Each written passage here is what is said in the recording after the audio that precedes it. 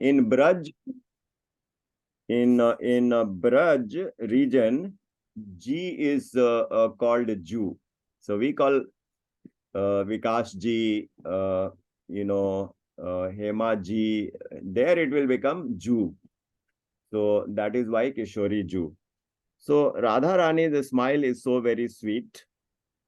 Oh Sakhi, never can I forget for even a moment Kishori ji's blue chunari fluttering in the wind. Kishori ji's gem-studded crown is graced with a chandrika, which is decorated with stranded pearls. Maharani's long braid reaches down to the lotus feet as if to kiss them, and Kishori ji's bow-shaped eyebrows are beautiful to behold. Her nectar-filled eyes, which put the eyes of the wag-tailed bird to shame, attract Shyam Sundar greatly.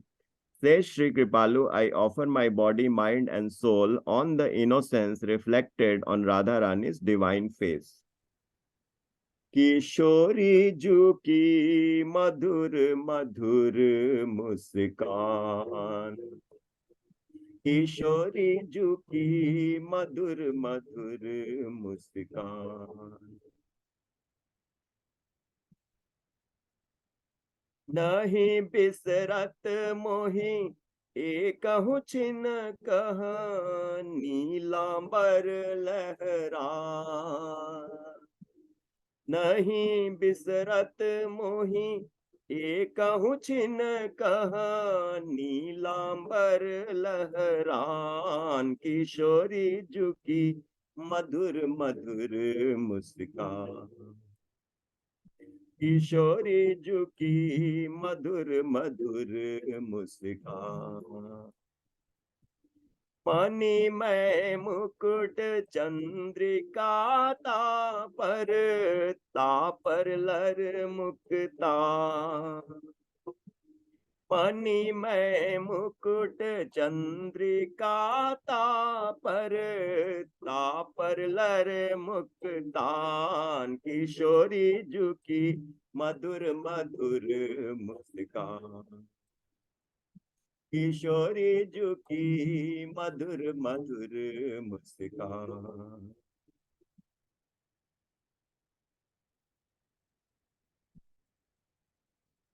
एड़ी कहा वेणी चुमन चह बाकी भ्रिकुटी कमान एरी कहा वे एरी कहा वेणी चुमन चह बाकी भ्रिकुटी कमान एरी कहा वेणी चुमन चह बाकी भ्रिकुटी कमान किशोरी जुकी मधुर मधुर मुस्कान किशोरी जुकी मधुर मधुर मुस्कान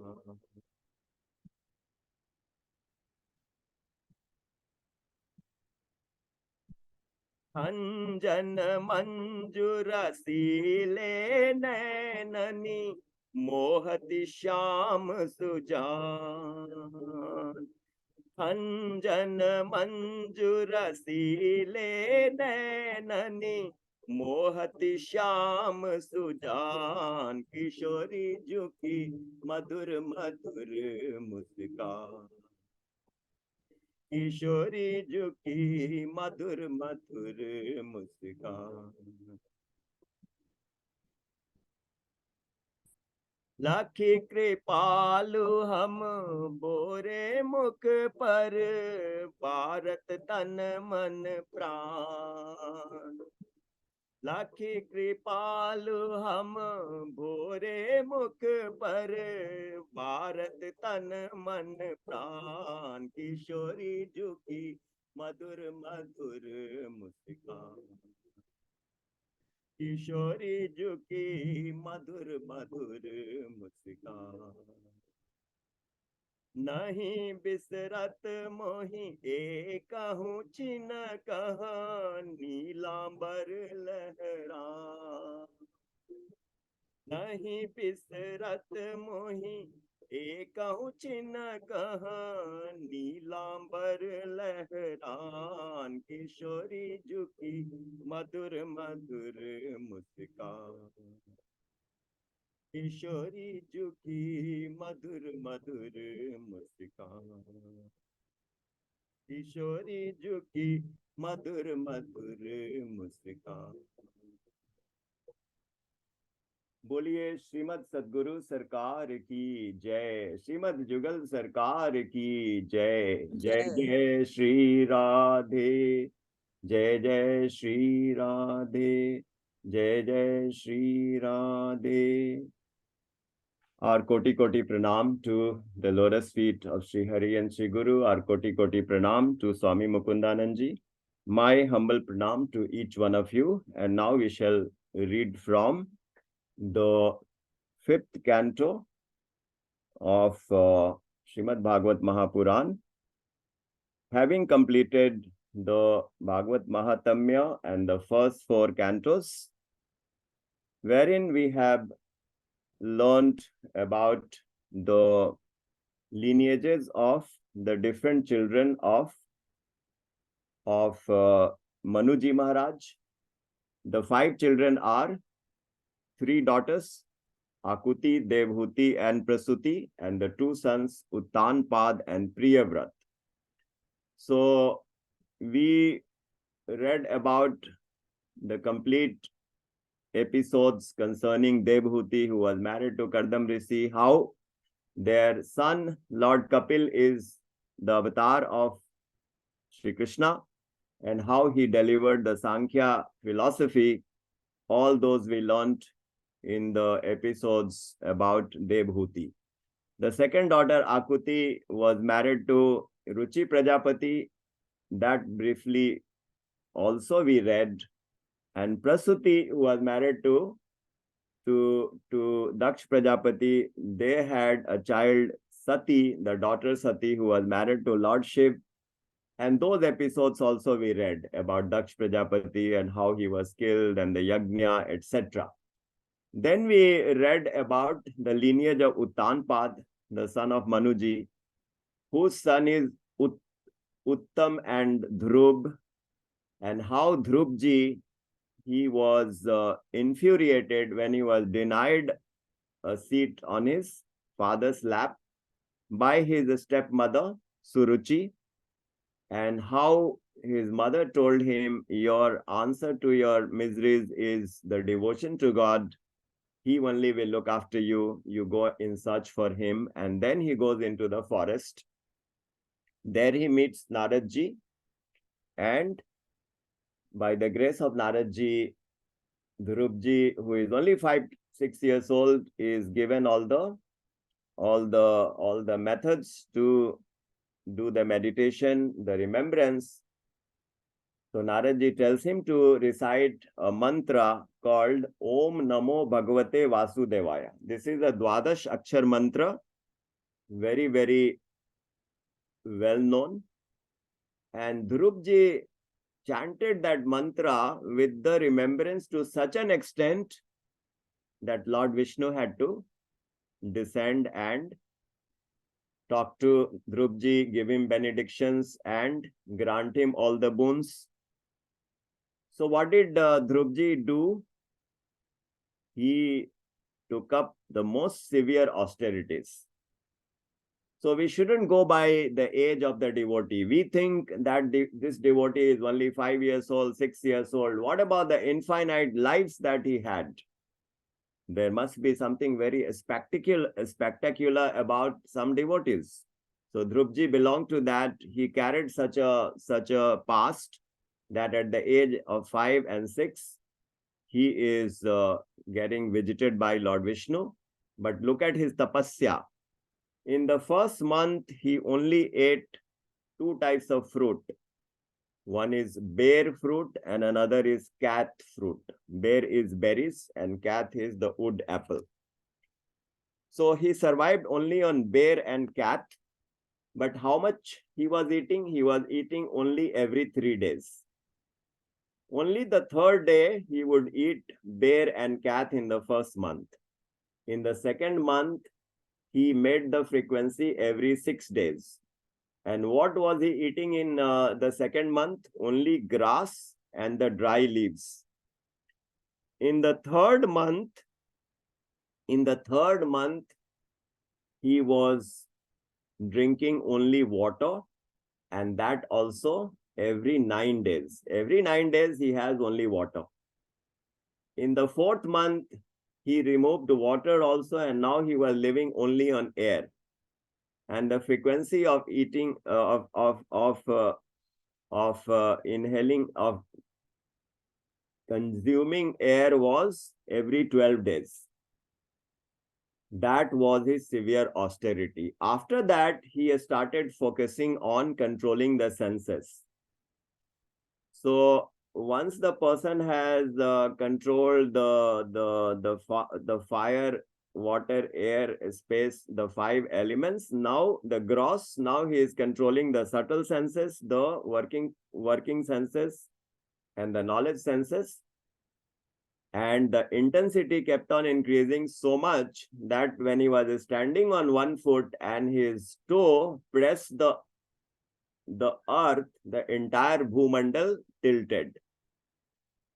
And then his intensity grew further, and now he is controlling the air in such a way that his life air has merged with the universal life air, and his control was so severe that it was affecting all the residents in the Trilok.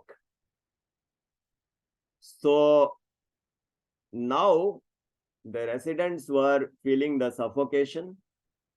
So they all felt very nervous, and they went to Lord Vishnu and said, look, we can't breathe. We will all get finished. So, oh Lord, we have come to your shelter. So Lord Vishnu told them not to worry. This is because of the austerity, the tapasya of Dhrupji Maharaj. And soon I will go and meet him, and you all should not worry about it. So you all please go back. Now this story of Dhruv sounds very incredible, how a small boy can do such austerities, and how later, when he was given all the benedictions and he ruled for hundreds of thousands of years, he was given a position in Dhruv Lok. So Dhruv Lok is the northern pole star. It is located at one point, but it is moving. So it becomes the fulcrum for the entire constellations. So the description is, the Dhruv Tara is the fulcrum in which Dhrupji was sent, and even now he resides there. It is above the Trilok, Bhulok, Bhuvarlok, and Swarglok. After that is Dhruv Tara. After that is Saptrishi, and then there is Dhruv Tara, and above Dhruv Tara is Mahalok, Janalok, Tapalok, and Brahmalok. But the position of Dhruv Tara is such important that it acts as a fulcrum, and you can imagine as if a chandelier is hanging and the chandelier is rotating. If it is connected to a fulcrum which is moving, the entire chandelier will also move. And in that chandelier, we have all the stars, the sun and the moon and the constellations. So we know nakshatra, but what is nakshatra? Nakshatra is a group of stars.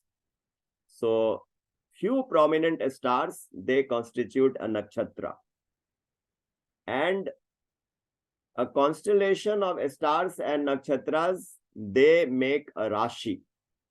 And there are different shapes. Mesh Rashi, Tula Rashi. Tula Rashi is like a balance. Different. Vrishchik is a scorpion. So they make the pattern in the sky, and we can see them in the night. So these are the stars and all the moon and the sun, and connected to Dhruv Tara. So we learnt about Dhrupji Maharaj and Dhruv Tara, and I thought I'll recall only that for this session, just to freshen up and to highlight the the importance of reading Srimad Bhagwat Mahapuran and remembering their stories. Now, what is the Falashruti of Dhrupji Maharaj's story? It is very beautifully described in Bhagwat. The Falashruti means when we read such stories with a devotional mind and with faith, magic happens. And let me just read from what is written about Dhrupji. So, yes. So, Shri Maitreya ji is telling Vidur ji, तुमने मुझसे उदार कीर्ति ध्रुव जी के चरित्र के विषय में पूछा था, तो मैंने तुम्हें वह पूरा का पूरा सुना दिया। साधु जन इस चरित्र की बड़ी प्रशंसा करते हैं। यह धन, यश और आयु की वृद्धि करने वाला परम पवित्र और अत्यंत मंगलमय है। इससे स्वर्ग और अविनाशी पद भी प्राप्त हो सकता है। यह देवत्व की प्राप्ति कराने वाला बड़ा ही प्रशंसनीय और समस्त पापों का नाश करने वाला है। भगवत भक्त ध्रुव के इस पवित्र चरित्र को जो श्रद्धा पूर्वक बार बार सुनते हैं, उन्हें भगवान की भक्ति प्राप्त होती है, जिससे उनके सभी दुखों का नाश हो जाता है। इसे श्रवण करने वाले को शील आदि गुणों की प्राप्ति होती है। जो महत्व चाहते हैं उन्हें महत्व की प्राप्ति करने वाला स्थान मिलता है। जो तेज चाहते हैं उन्हें तेज प्राप्त होता है और मनस्वियों का मान बढ़ता है। And it goes on. There is so much of फलश्रुति ऑफ ध्रुवजी द स्टोरी। एतत्ते अभिहितं सर्वं यत्पृष्टो अहमिह त्वया ध्रुवस्योद्यामयशश्चरितं सम्मतं सताम् धन्यं यशस्यमायुष्यं पुण्यं स्वस्त्ययनं महत् स्वर्गयं द्रव्यं स्वमनस्यं प्रशस्य मघमर्शनम्. So this is a little glimpse of what we have read so far, and today let us go through the text from the chapter, the Canto 5. So Vikas ji and Anjan ji, if you can display the slides. So let us begin with some prayers. So the prayers we will just recite. Kasturi tilakam lalat patle vakshasthale kaustubham nasagre varmoktikam kartale venu kare kankanam sarvange harichandanam sulalitam kanthe cha muktavali gopastri parivestito vijayate gopal churamani Vasudeva Sutam Devam Kansa Chanuramardanam. Next one. Vasudeva Sutam Devam Kansa Chanuramardanam Devaki Paramanandam Krishnam Vande Jagad Gurum. Please scroll. Gurur Brahma Gurur Vishnu Gurur Devo Maheshwaraha Guru Sakshat Par Brahma Tasmai Shri Gurave Namaha Tasmai Shri Gurave Namaha. So there was a slight glitch in the internet. We couldn't see the two slides, but now let us read from what we are planning to cover today. So we will touch upon the 7 chapters of Canto 5, Pancham Askand. Character sketch of Priyavrat, who is the son of Manuji, the eldest son. Then character sketch of King Agnidra, the son of Priyavrat. Character sketch of King Nabhi, son of King Agnidra. And the rule of kingdom by Rishabh Dev Ji, who is the son of Nabhi Ji. And then how Rishabh Ji advises his sons and how he becomes an Avdhut.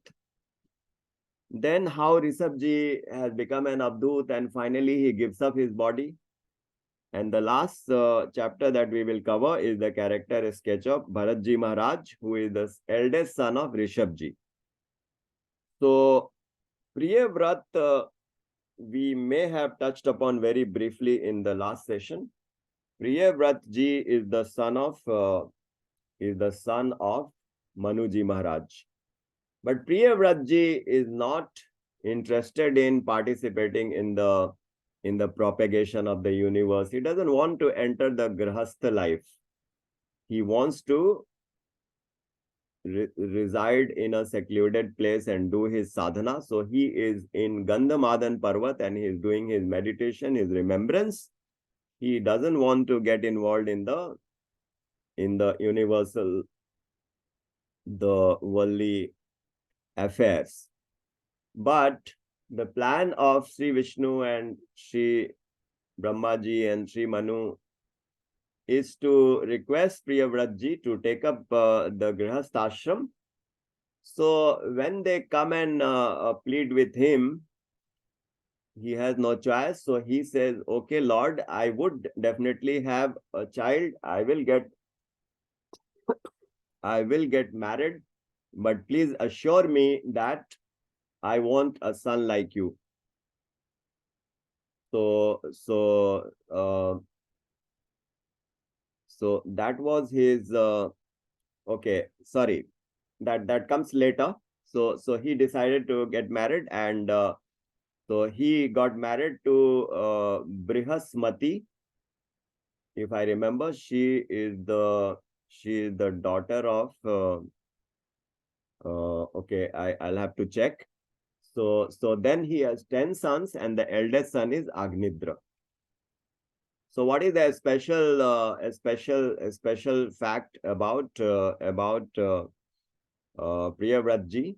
Priyavrat Maharaj was a very able king, very opulent. He had all the qualities. He treated his citizens like his own sons. So he was very cautious in ruling the kingdom. So when he was ruling the kingdom, and now we are talking about the entire Bhumandal. Let us not think of India as a country and Prithvi as Asia, Africa, etc. That is only a piece of land within Bharatvarsh, and Bharatvarsh is within Jambudvip, and Jambudvip is in the Bhumandal, but there are so many other dweep, other islands which are much bigger. So he is talking about the entire Bhukhand, entire Bhumandal. So he was the king, and as we know, in the center there is Mount Meru, which is 100,000 yojan tall and made up of gold. It is of golden color. So Priyavratji felt that when the sun is rotating in the orbit, half of the world remains dark, and he did not like it. He said, this is not fair. Now he had so much of power, he had so much of austerities that he could create another sun. And as we know, the sun is moving on the chariot. So the one which he created also had a chariot, and on that chariot, he made 7 rounds. When he made the 7 rounds, the different islands were formed, the 7 islands: Jambudvip, Palakshadvip, Kronchadvip, Shakadvip, Shalmalidvip, and the last one, Pushkardvip. All these islands were formed, and in between the islands, there are oceans of sweet water, sugarcane juice, ghee, clarified butter, ghee, buttermilk, wine, and the salt water.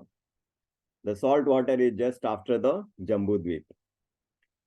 So this is how the 7 islands were made on the Bhumandal.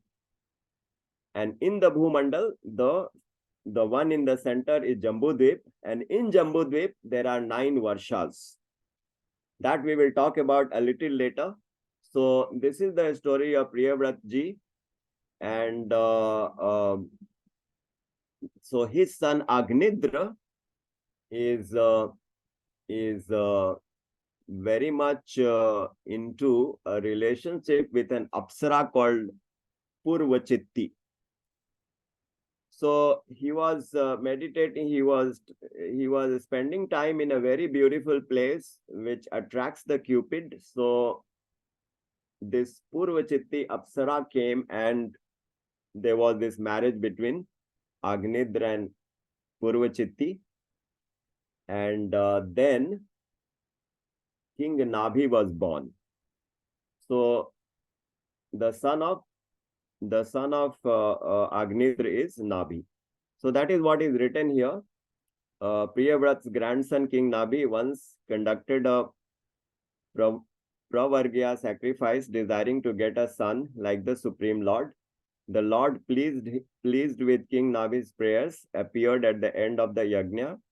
The Ritviks extolled and praised the Supreme Lord, who stated that like him, he was the only one, and therefore he himself will be born to King Nabhi as Rishabh, his part manifestation or Anshavatar.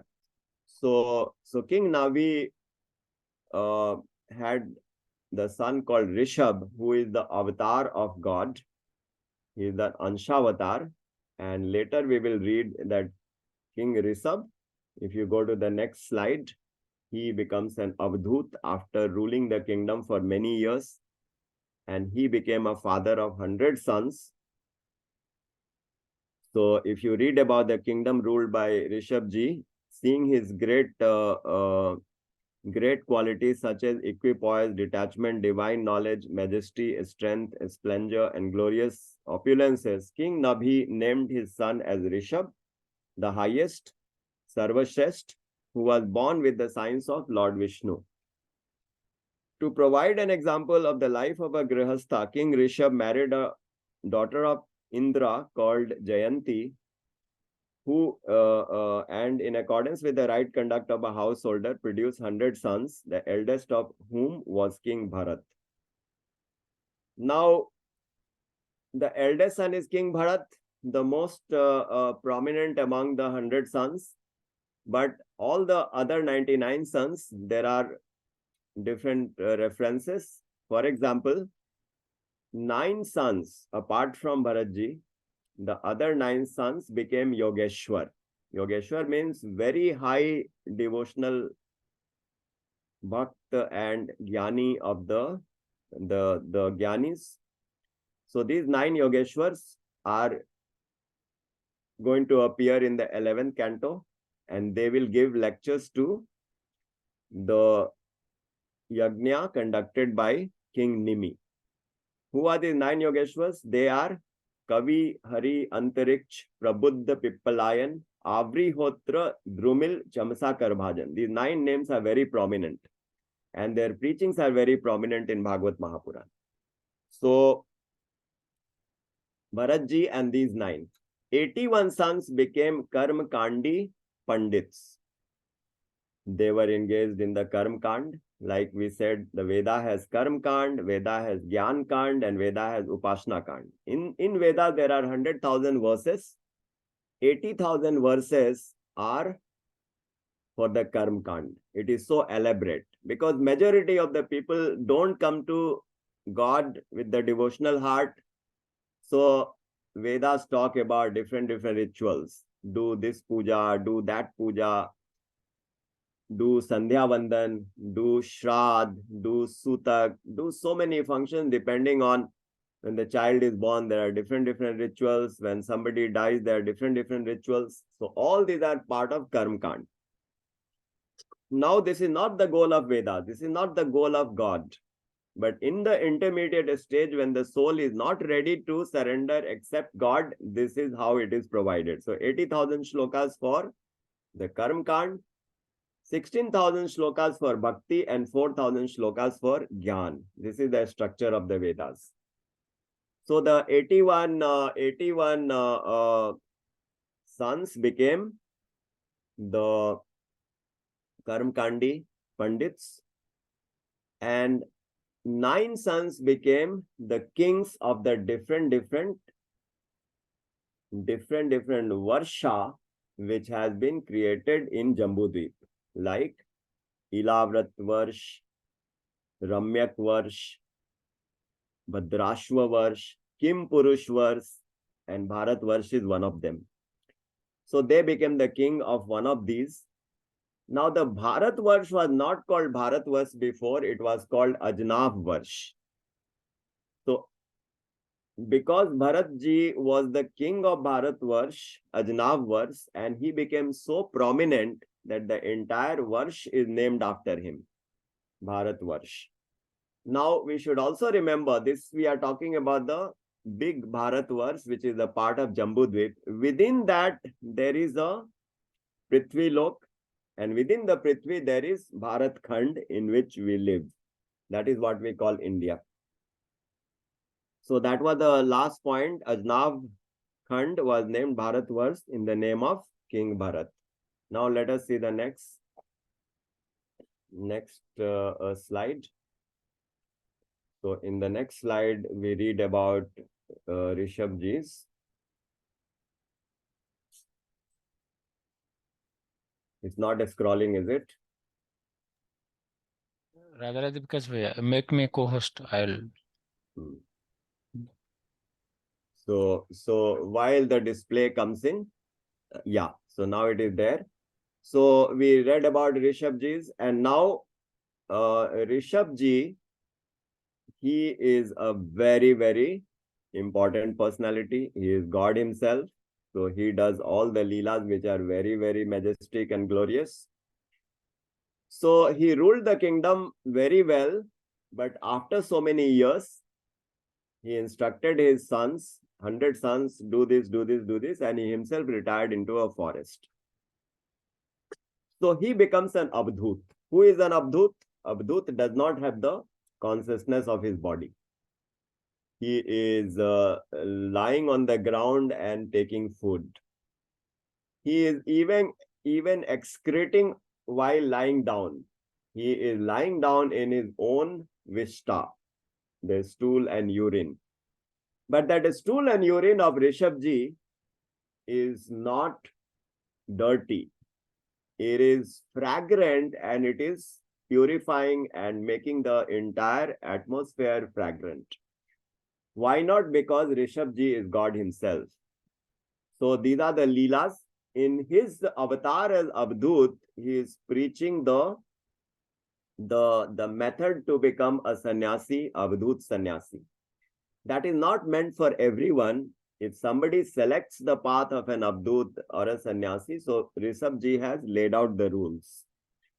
But in the Bhagavad, it is also mentioned that in the future, some kings in particular places will misinterpret the knowledge and they will impose unnecessary restrictions to the people.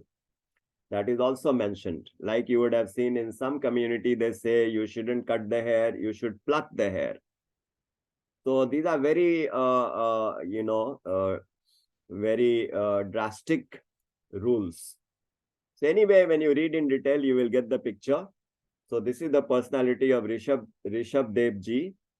And he advised for the benefit a path of conducting life in the Grihastha by respecting every human and not to act differently from the animals.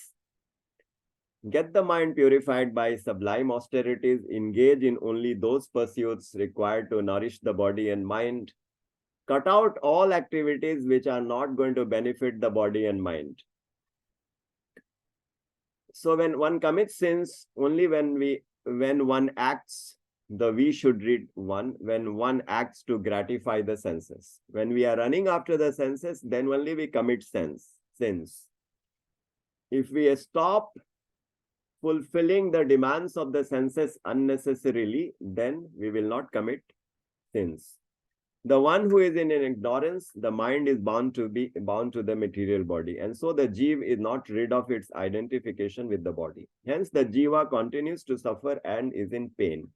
And the Jeev erroneously considers the material possessions as his own. So these are how we spoil our life.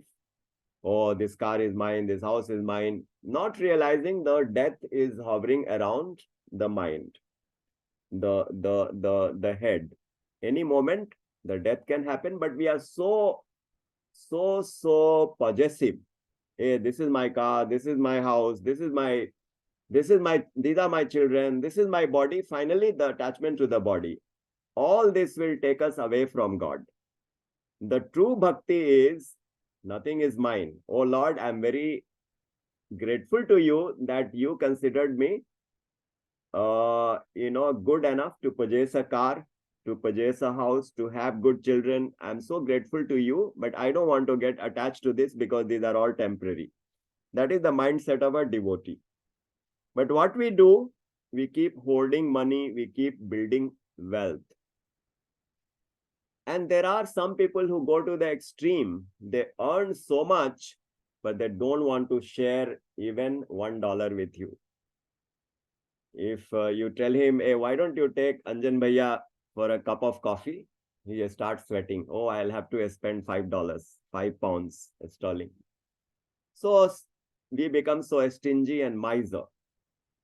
And so there is a nice humorous joke also about it, that one young girl married an old man. So her friend is asking her one day, hey, why did you select this old man? You are so pretty, you are so young. Why did you select this old man? That old man was very rich. So she said there are two reasons. One is income, and the second is dinkam. One is income, and the second is dinkam. Uske din kam hai. The days are numbered.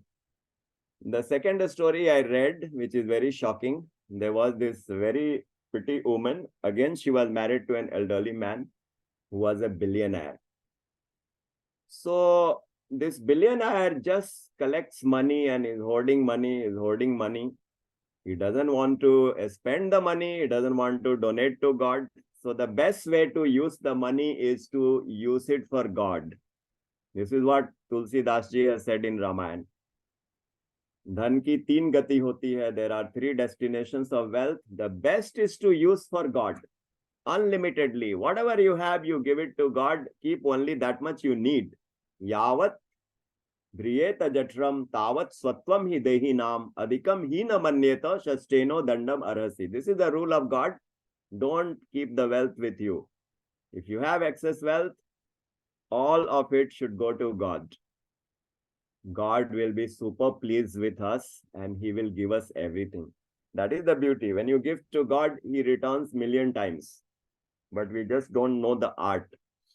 So this man in China, second destination of wealth is, okay, you are not giving to God, at least consume it.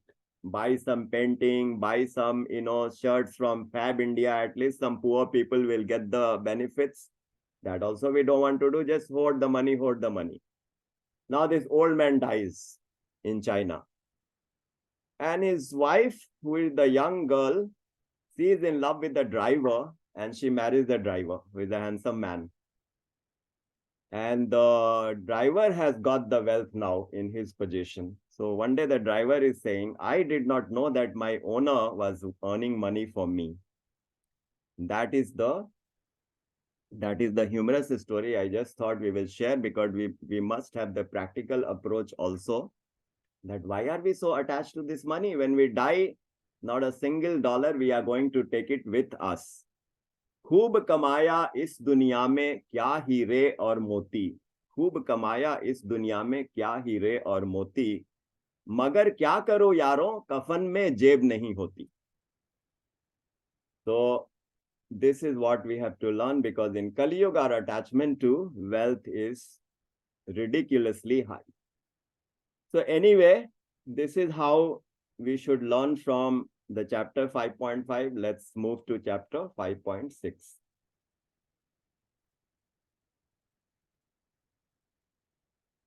The next chapter we will read about the solution which Rishabh Dev ji is advising. Start adoring and depending the Supreme Lord. Bear all pairs of opposites calmly, heat and cold and pleasure and pain. Know that living being is beset with calamities everywhere in all three worlds. We shouldn't think that heaven is a good place. Lord Indra is in the heaven only, no? He is falling over Mother Ahalya.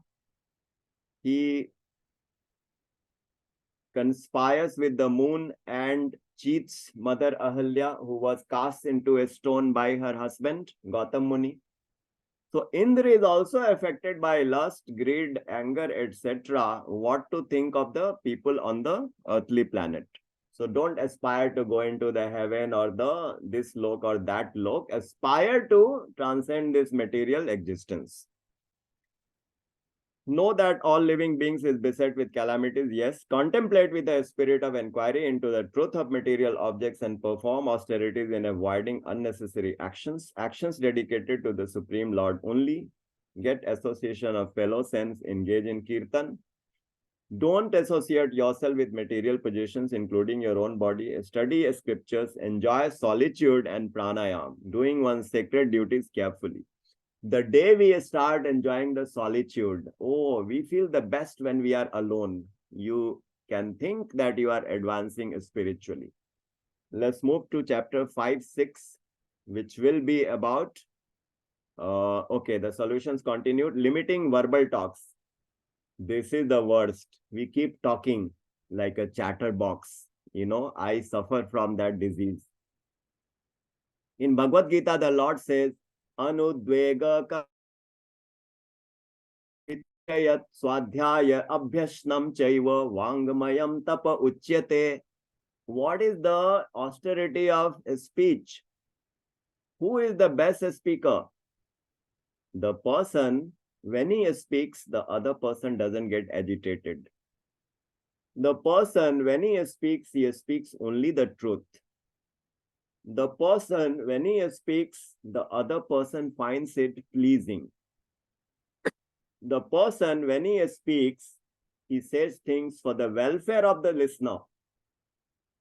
And the person who uses his speech in reciting the verses from Bhagavad Mahapurana and Ramayana and Bhagavad Gita, that speech is the best speech. Can there be a better definition of that? Bhagavad Gita is the perfect answer. And our Sri Maharaji says even more beautifully and succinctly. He says, Kam bolo or meetha bolo. I think this is the best phrase I have heard about speech. Speak less and speak sweetly. Okay. Deep meditation and perceiving the divine presence everywhere, firmly keeping the ego aside, following the Guru's instructions, use the senses to propitiate the Supreme Lord only. Rishabh Dev Ji then coronated Bharat as the king and renounced everything, including his clothes. He then deliberately behaved like a madman. He calmly tolerated all the insults and abuses that the people gave him because of his behavior and silence.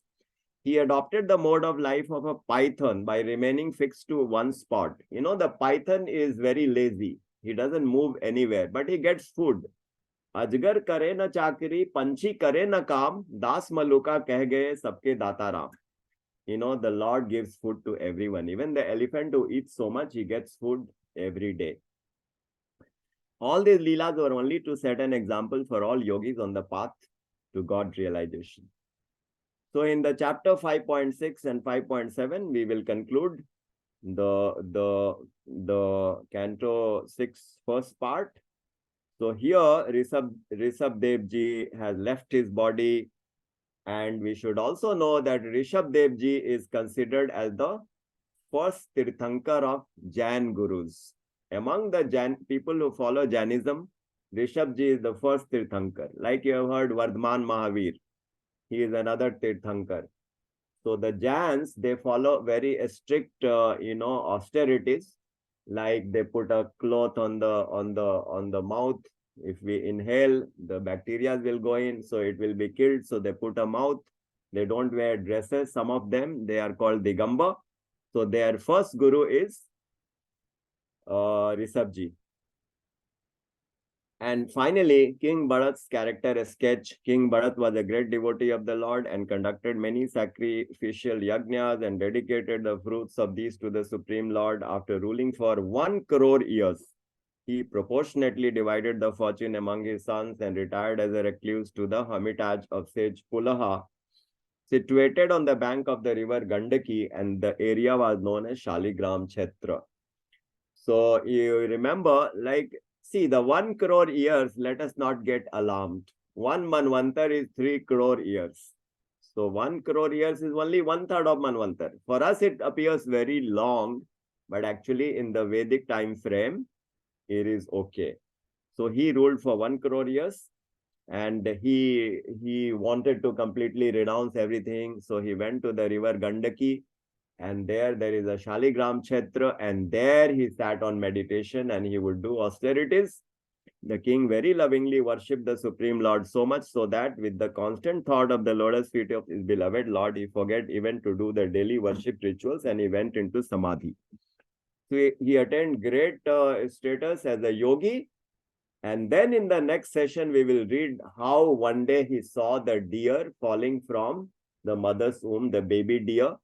The mother was very frightened because the lion was roaring. So the mother jumped the stream, and in the process, the baby got out from the mother's womb, and the mother fell on the other side and she gave up her life.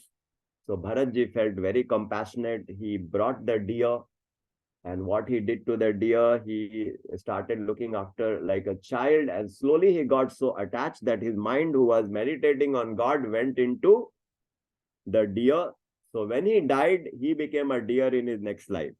Anyway, we will read that in detail in the next session. Over to Vikas ji and Anjan ji for the rest of the proceedings. Radhe Radhe.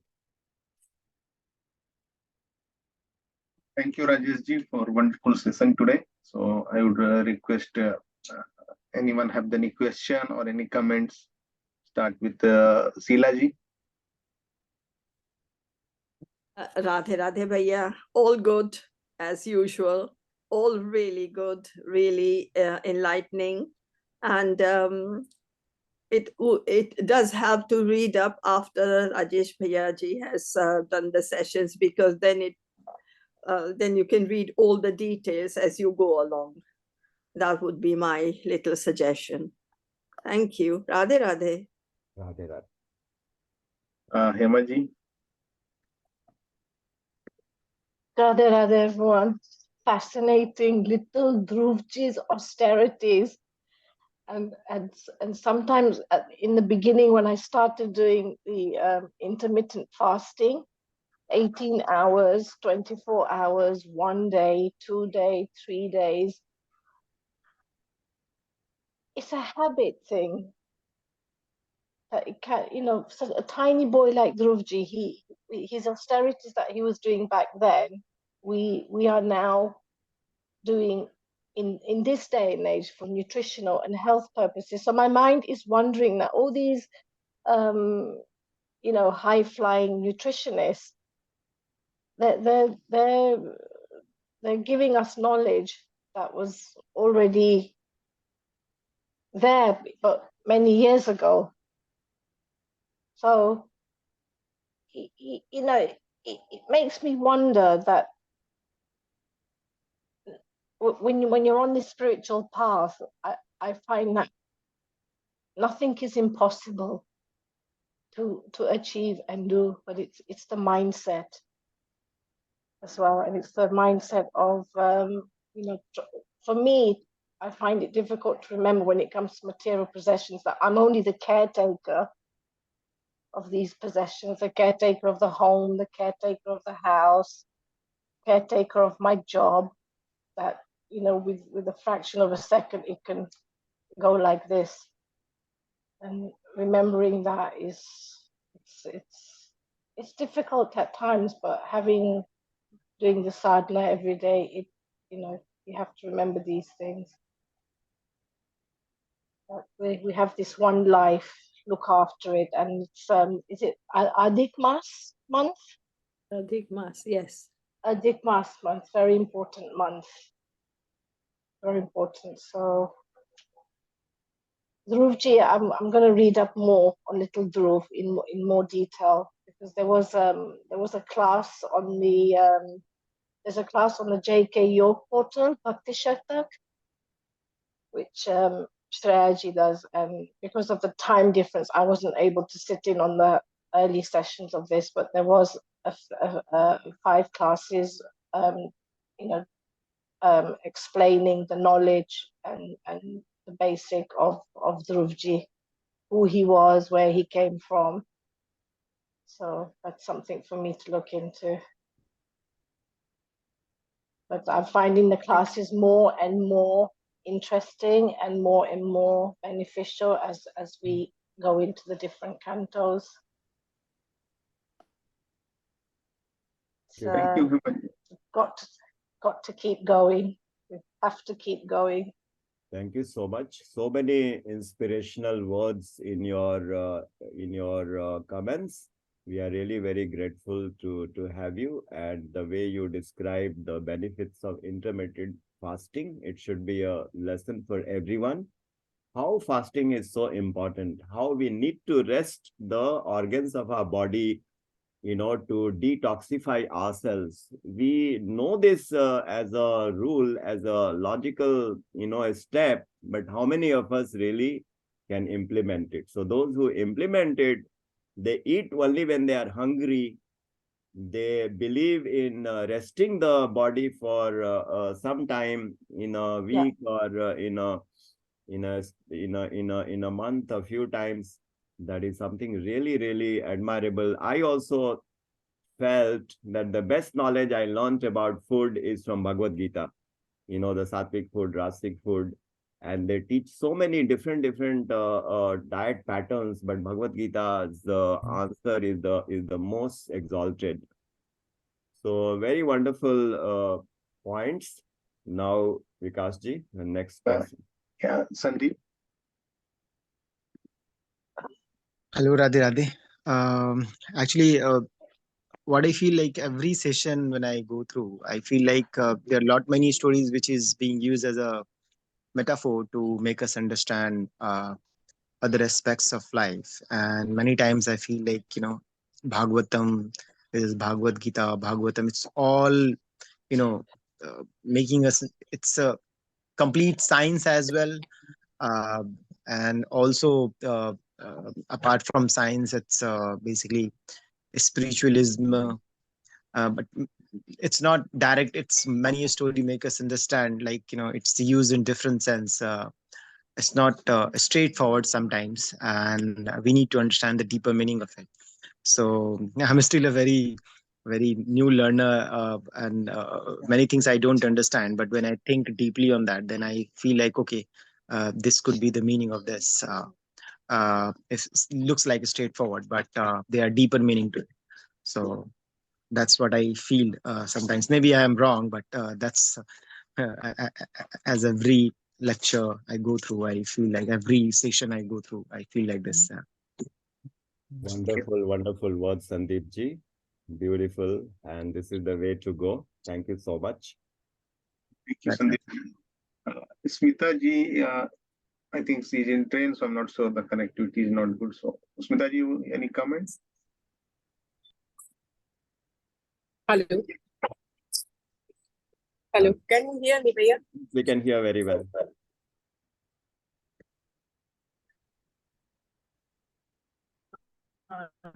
Yeah, we can hear very well.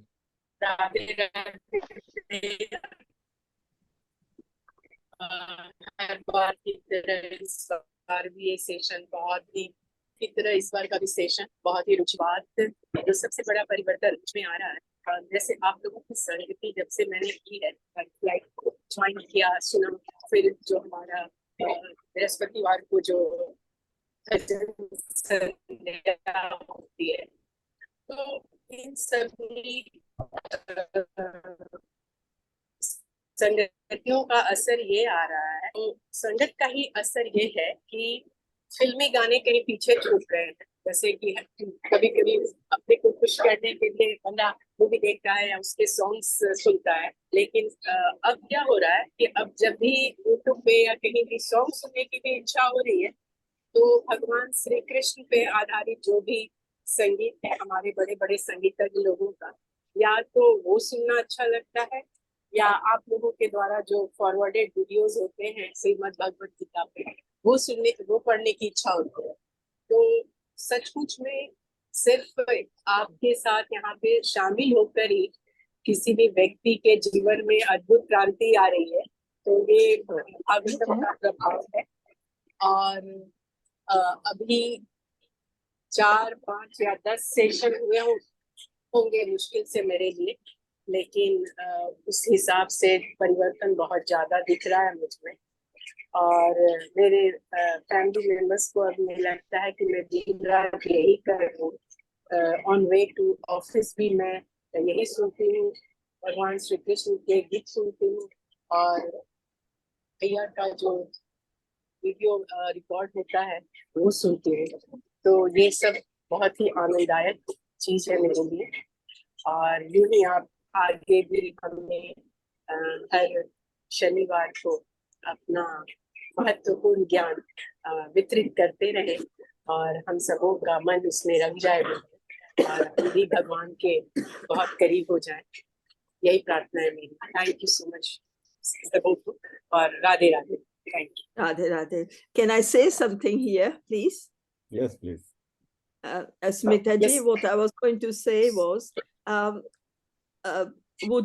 would you mind if I shared your phone number with personally, please? Would you accept that? But oh, good. Oh, number please. आपका phone number लेना चाहती हैं शीला जी, स्मिता जी?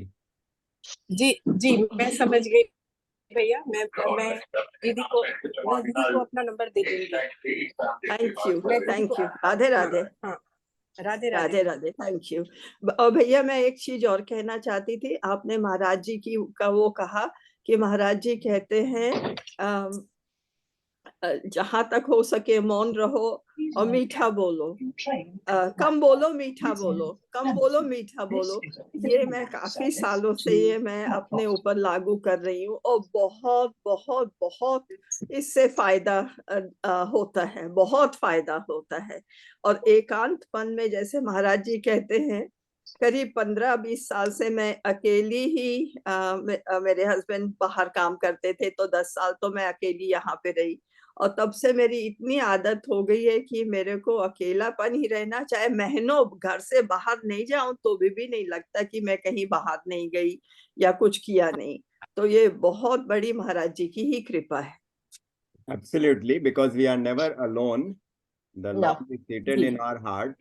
When everyone leaves us, the Lord still remains. In whichever life we went, the Lord also came with us. Krishna was always there. So he is the only friend who is always with us. So when we are alone, we are not alone. The Lord is always there, and that is why we feel so elevated and so happy. Wonderful sharing, Sheila ji. Last, Thank you. to conclude this session. कुछ seconds उनको दे दीजिए, अंजन जी और आराध्या को। Aradhya, you have any question? I think. I have a question. Can you come close a bit to the mic? Do Hinduism have like heaven or hell? Speak a bit closer to the mic, Aradhya. Do Hinduism like have heaven or hell? आपने Does Hinduism have heaven or hell? Okay. Does think. Hinduism have heaven or hell? 100%. So we have the 7 planets. 7 लोक ऊपर में है, 7 लोक नीचे में है. तो अतल, वितल, सुतल, तलातल, पाताल, and below that there are 29 types of hell. वो सबके नाम भी हैं. There are different names of the hell. So heaven is in the 3rd lok, as we heard, Swarga lok, and hell is also there. 29 types: Tamistra, Andhatamis. So for different punishments, the hell is also there. But the devotees don't have to worry about it. That God is always there to forgive. We will read about it in the later chapters, the details of hell and heaven. Bhagavad has everything to the greatest extent. We will cover it, Aradhya. I wanted to add something. In my school, they teach like religious education, and my teacher told me that in Hinduism there's no like heaven or hell. They only believe in the incarnation of like people, and the soul never dies. They keep on taking back. Anjan ji, क्या बोला उन्होंने? I think she was telling her teacher was saying there is no heaven or hell in Hinduism. It's only incarnation of gods, and they believe in what was the last word? Aradhya? The soul never dies. No, The but soul never dies. Yes, soul never dies. soul never dies is true. The soul is eternal. In every religion, that is the concept. The soul is eternal. God is eternal. But hell and heaven are very much described, and we will read it out in Bhagavatam. So 100% the hell and heaven are there. Anjan ji. Radha Bhaiya, again, very wonderful session. So I'm mesmerized with the concepts, the knowledge, everything that is you have shared with us, and very how it is related to the philosophy Maharaji has also taught to us. Everything is from there. So yeah, wonderful session again, Bhaiya. Radha. One thing I was go on, Sorry. Didi. No, Anjan Bhaiya, you go on. Sorry. No, Didi. Sorry for One interrupting. thing I was a bit confused, about Dhrupji's story, So Dhrupji was given the place of Dhruv-lok, which is definitely under the Maya, all the 11 layers of Maya, yeah? So, but he was a God-realized saint. He's a Like God he realized was, saint, but Yeah. within the material world also there are Mm. abodes of Vishnu. Like we know that the material world also abodes of Vishnu and abodes of Shiva, and all these personalities are there. So material world does not remain material when you become God realized. It becomes Vaikunt Yeah. for you. So that is Yes. it was my That's question also. So Yeah. so Lord is so, Leeladhari. He does all kinds of, Yeah. Leelas. Yes, Sheilaji. I was saying, Aradhya, at such a young age, you were taking so much interest. You're always there attending the Srimad Bhagwat session at 8:30 in the Yeah. morning. My hat's off to you. You are Yeah. really a very Radha. divine and lovely, pure soul. Bless you, Vita. I will be sharing the link of the Mukundananji about the seven heavens and hell. So you can just look at that. And I must thank Yes. Vikas ji for sharing how much on the YouTube on the forum. It is so wonderful. Yeah, I mean we cannot send too many also because they get flooded and they cannot digest. But the way Vikas ji is sending the selected the YouTube videos are amazing, and I'm sure when he sends one on the hell and heaven by Swami Mukundananji or Sri Maharaji, Aradhya will get to know that. I just ping the link here also. Yeah. Okay. Radhe Radhe बोलिए श्रीमद सद्गुरु सरकार सरकार की जय। जय। राधे राधे। सरकार की की जय। जय। श्री राधे राधे। जय जय जय जय श्री राधे। जय जय जय जय श्री राधे। राधे राधे। राधे। Amazing.